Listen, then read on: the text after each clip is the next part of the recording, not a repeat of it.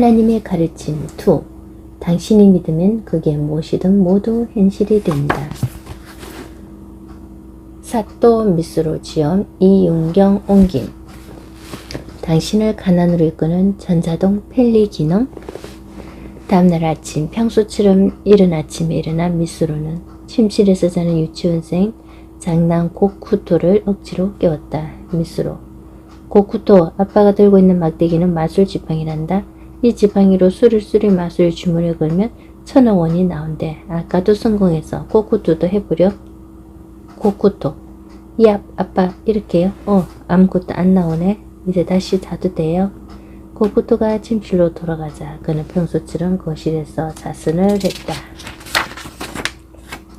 하나님, 아직 아무것도 믿지 않는 아들을 이용해서 1000원을 얻으려고 했겠다. 미스로. 네. 고쿠토는 부자가 되기는 어렵다거나 공중에서 물질을 나타나지 않는다는 믿음이 없으니까요. 그런데도 1000원은 나오지 않았어요. 거짓말 맞죠? 하나님, 저 아이에게 지팡이를 줘봤자 그 광경을 보고 있는 사람은 결국 물질은 공중에서 나타나지 않는다고 믿는 자네 아닌가. 어떻게 믿지도 않은 일을 자네 현실이 되게 할 수 있겠나. 어림없는 일이라고 했을 텐데 어처구니가 없어서 말도 안 나오는군. 미스로. 줄줄 말만 잘했네요 뭐. 하나님, 물질은 공중에서 나오지 않는다는 믿음은 물질아 절대로 공중에서 나오지 마 이렇게 비는 것과 마찬가지라니까. 우주는 언제나 그 사람의 소원을 다 들어준다네. 현실을 만드는 주인님이 나오지 마 하는데 나올 턱이 없지. 아들을 이용해봤자 자네 현실에 1000원은 나타나지 않아. 미스로. 그럼 부모가 아이에게 복권을 사게 하는 행동도 쓸데없는 노력이겠네요. 하느님, 복권에는 당첨될 리가 없다고 믿는 부모라면 결국 무의미하다네. 그 부모의 현실의 당사자가 믿지 않는 일은 벌어지지 않으니까. 다만 아이가 사면 나보다 당첨이 잘 될지도 모른다고 믿는 경우라면 당첨 확률은 조금 올라갈 게야. 미스로. 응? 그건 뭐죠? 웬 꼼수? 하나님, 꼼수는 무슨 아무 일도 아니지. 믿음이 현실이 된다는 원리는 이것뿐이라네. 예컨대 멍청한 아버지가 깨우는 바람에 아침 대바람부터 일어난 자네의 사랑스러운 아들은 작년 성탄절 선물로 무선 조정 자동차를 받았지. 이유가 뭐라고 생각하나. 미스로. 믿었으겠죠. 하나님, 맞네. 험해 자네 아들이 무엇을 믿었다고 생각하나. 미스로. 산타클로스겠죠. 하나님, 틀렸어. 받을 수 있다고 믿었기에 받을 수 있었던 거지. 그뿐이라네. 표면상의 이유가 뭐든 상관없다. 이걸세. 자네 아들은 산타클로스가 온 줄 알 테지만 사실은 멍청한 아버지가 한밤중에 몰래 놓고 간 선물이자는가. 그러니까 받을 수 있다고 믿기만 하면 표면적인 이유와 상관없이 받을 수 있다는 얘기지. 복권도 똑같다. 당첨된다고 믿으면 당첨된다네. 자네들은 저 매장이 명당이라는 둥 아이가 샀다는 둥 어떻게든 믿으려고 표면적인 구실을 대지만 사실 아무 상관도 없지. 당첨된다고 믿기만 하면 당첨된다네. 미스로. 그렇군요. 표면적인 이유는 전부 믿기 위한 구실일 뿐이었군요. 하긴 내가 몰래 놓고 간 선물인데도 우리 아들은 산타가 준 선물이라고 생각하더라고요. 받을 수 있다고 믿었기에 받을 수 있었던 것 뿐이었군요. 하나님, 예를 들어 3만원어치 복권을 구입한 사람과 30만원어치를 구입한 사람이 있다고 치세. 어느 쪽이 당첨될 것 같나. 미스로. 당연히 30만원어치 복권이죠. 확률이 10배나 올라가잖아요. 하나님, 아니 틀렸네. 사실은 둘 다 똑같다. 하지만 자네가 멋대로 확률이라는 표면상의 구실을 붙여서 그쪽이 당첨이 잘 된다고 믿었을 뿐이지. 그럼 다음 질문. 3억원어치 복권을 구입한 사람과 3천원짜리 복권 한 장을 구입한 사람 중 어느 쪽에 당첨될까? 에이, 3억원어치 복권을 사는 사람이 어디 있어요? 뭐 만에 하나 있다 치면 확실히 그쪽에 당첨되겠죠. 하나님, 사실 이번에도 둘 다 똑같다네. 미스로. 그럴 리가. 당신 바보 아니에요? 3억원어치 복권을 사서 1등에서 떨어지다니 그런 놈은 극단적으로 운이 없는 거죠. 분명 당첨될 게 뻔하다고요. 하나님, 아니 어느 쪽이든 본래는 똑같다네. 실제로 딱 한 장만 샀다가 30억원에 당첨된 녀석도 있고 수천만원치를 샀는데 한 번도 당첨되지 않은 사람도 있어.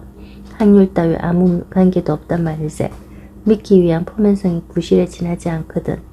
그러니 만이사야 당첨된다고 믿건 한 장만 사야 당첨된다고 믿건 자유라네. 그런데도 자네는 멋대로 많이 사야 당첨된다며 확률이라는 숫자를 믿으며 살고 있어. 미스로. 하긴 한 장만 샀는데 1등에 당첨된 사람도 있으니까요. 젠장. 왜 난 확률 따위를 믿어버렸을까? 아, 어제부터 당신이 한 얘기를 정리하자면 혹시 이게 다 초등학교 과학선생 탓이에요? 아니에요? 공중에서 물질은 나타나지 않는다거나 확률이라는 숫자도 전부 그 녀석이 가르쳐 줬다고요. 다음에 만나면 한마디 해야겠군. 하나님, 그건 선생 탓이 아니야. 모두 자네가 바란 대로라니까. 무엇보다 자네가 이런 선생님이 있었으면 좋겠다고 생각했기 때문에 초등학생 때 그 선생이 자네 현실에 등장하는 걸세. 왜 내가 바라지 않았는데 내 인생에서 일어날 수 있다면 다시 원점으로 돌아가지 전혀 발전이 없구만. 자네 인생은 모두 자네가 바라는 대로라고 계속 말했자는가. 미스로. 바라는 대로요? 말도 안 돼. 초등학생 때 제자를 가난으로 이끄는 선생님을 만나고 싶다고 바란 적도 없고 확률을 믿고 앞으로의 인생에서 고생하고 싶다고 바란 적도 없네요. 하나님, 그렇게까지 말한다면 자신이 믿은 것이라는 생각이 들지 않는 이유가 무엇인지 가르쳐주지. 바로 인간에게는 두 가지 인식이 있기 때문일세. 심리학이 쓰는 잠재의식과 현재의식이라고 하지. 나는 이것을 포청의식과 심청의식이라고 부른다네. 자네는 입으로는 복권에 당첨되고 싶다고 바라고 있어. 이건 포청의식이네. 하지만 심청의식에서 넌 당첨되지 않아라고 굳게 믿고 있단 말일세. 미스로. 그렇다면 심청의식 따위 진짜 방해거리잖아요. 대체 왜 존재하는 거예요? 하나님, 자네 지금 바닥은 단단하다는 생각을 하고 있나? 미스로. 아니요, 전혀요. 지금 내 머릿속에는 과학선생님과 어떻게 만날까 하는 생각뿐이에요. 하나님, 바닥은 단단한 물체다라고 자네가 믿지 않는다면 자네 현실 속에서 바닥은 단단한 물체로 나타나지 않아. 하지만 자네가 바닥은 단단한 물체다라고 생각하지 않은 지금도 바닥은 단단하게 자네를 바치고 있어. 왜 그럴까? 심청의식 속에서 바닥은 단단한 물체라고 무의식적으로 생각하고 있기 때문일세. 이렇게 자동으로 계속 생각하는 기능을 가리켜 관념이라고 한다네. 미스로. 자동으로 계속 생각하는 기능 관념이라 드디어 발견해서 범인의 글은 쓰기군. 내 안의 관념이 복권에 당첨될 리가 없다는 둥, 공중에서 물질은 나타나지 않는다는 둥 쓸데없는 생각을 계속하고 있군요. 하나님, 쓸데없는 생각? 만약 관념이 없다면 자네는 지금 바닥 밑에 떨어져 있을걸? 하루 종일 바닥은 단단하다 단단하다라고 말하며 살아가고 싶은가? 미스로. 아니요, 그건 무리죠. 바닥은 단단하다고 중얼거리는 인생이라니 상상만 해도 지옥이네요. 경증 얘기 좋아하는 스님도 아니고 말이죠. 하나님, 그뿐만이 아닐세. 천장은 무너져 내리지 않는다. 내 다리는 짧다. 혹은 공기는 들어마시 한다.